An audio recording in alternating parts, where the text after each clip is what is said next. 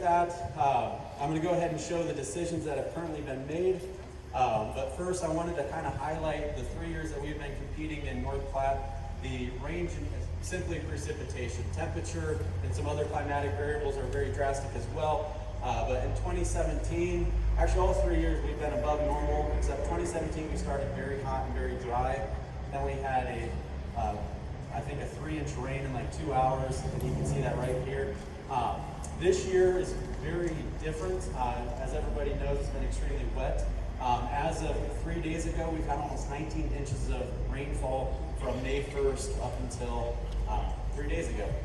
So with that, it's very interesting to see as we look at last year and the year before's irrigation decisions, and then what our growers currently are doing, both across systems as well as across crop selection.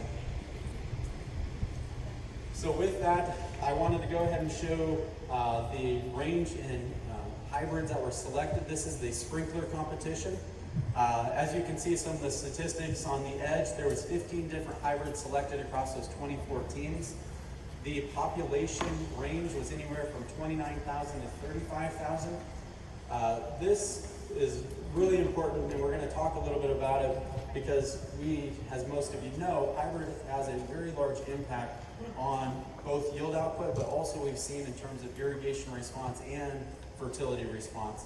And so we're trying to tease out some of those variables. But in general, if we bring that to the economics, basically it ranges anywhere from $77 per acre to $118 per acre across those teams for planting. And that doesn't factor in the actual planting operation itself, just the cost for the seed. Now the SDI corn, very similar to the pivot. And one thing I should have mentioned, each color represents a different company. So Pioneer is green, Big Cobb is blue, but there was 11 hybrids. If you look at both SDI and the sprinkler irrigated, there was 20 different hybrids across those two competitions. And then the cost was very similar, $77 to $117 per acre. Now when we look at the sorghum, so this is the second year of our sorghum competition. Last year, we actually only had 2 different hybrids selected. As compared to this year, interestingly enough, all 10 teams selected a different hybrid. Those ranged anywhere from being planted at 70,000 to 125,000 seeds per acre. And then the cost was anywhere from $13 to $28 per acre. So it'll be interesting to see how that plays out, because that was a big driver of our efficiency winner last year.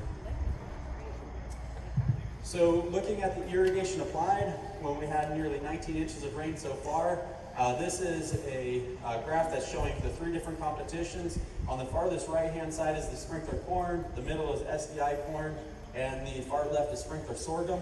The bottom is showing the minimum applied across all teams within that competition. The max is up there, and we also shared the average and the median. In general, we've had about, at this time, the last 2 years, closer to about 10 inches of applied irrigation. This year, our upper is 5.9 under the sprinkler irrigated corn. And you can see the sorghum, not a lot of people put water on the sorghum. So, now when we think of look at the nitrogen, that is actually very similar to the last couple of years, same style of graph. The sprinkler corn is ranged anywhere from 140 to 270 pounds per acre applied. I do believe all teams did opt to do a split application of fertigation.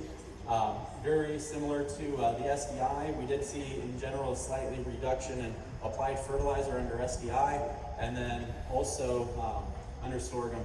Sorghum probably had one of the largest ranges, much more even than last year, between the 70 and 215 pounds per acre. Just a little bit of the data that's come off of the field so far. Unfortunately, we didn't have the leaf tissue samples sent back to us yet from the lab.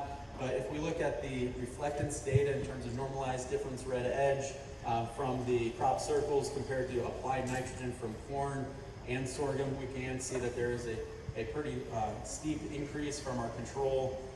And then the question is going to be very exciting to see.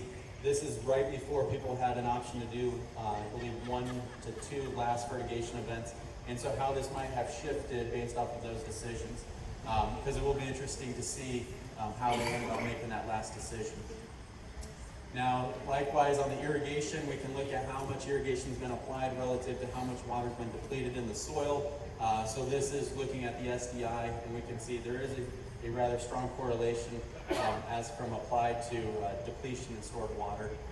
Again, we can take this information and look at where we actually stressed that crop and maybe what potential that had on reduction in yield. So with that, one thing we're trying to address some questions that we had from the participants the last couple of years. When we have 6 different decisions that are taking place, it's really hard to tease out what are those influencing factors. The big one was hybrid selection.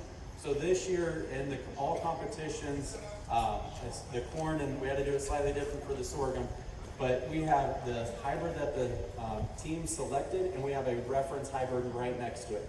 So everybody has a uniform hybrid and seeding rate that their decisions are being imposed on. We also took 8 of the most common selected hybrids, and we put that into a different area, and we're doing a ramp of water, a ramp of nitrogen, just to see that spread of response across those hybrids. And we also are looking at a benchmarking of all 20 corn and all 10 sorghum hybrids to see what is the optimal or the potential yield under non-limiting water and nitrogen, then what is also the lower control across those 20 hybrids.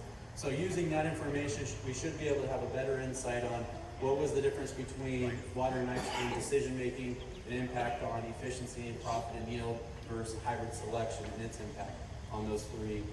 So with that, if anybody is interested in looking at and learning about the winners, our banquet is December 12th. It's a great time.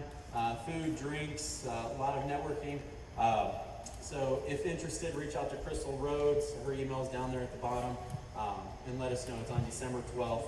And we are limited in size, so I would RSVP early.